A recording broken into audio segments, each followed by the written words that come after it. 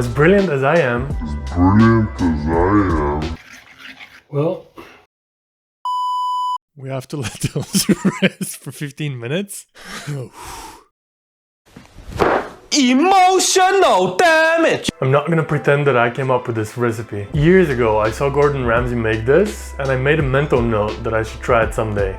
Well, guess what? It's fig season, they're everywhere, and when I saw them in the supermarket the other day, I remembered that video and I decided that this day has come. Like figs, those are the ones we need, and they're the ones in season now. We'll also need a few sprigs of rosemary. We'll take the leaves off, sharpen the tips, and use them as skewers. The rosemary twigs are gonna lightly perfume the figs while they're cooking.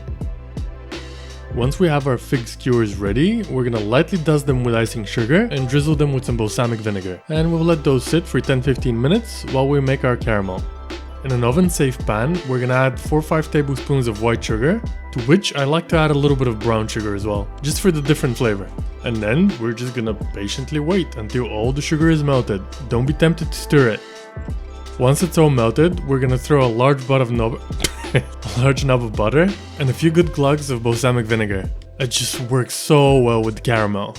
If you're like me and you like going a little heavier on the balsamico, just make sure you reduce it. Otherwise, you're gonna get balsamic soup.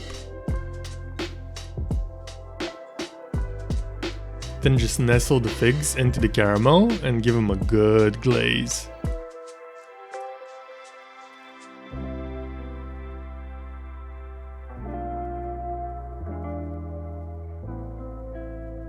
We're ready to roast. 190 Celsius or 375 Fahrenheit for about 10-15 minutes.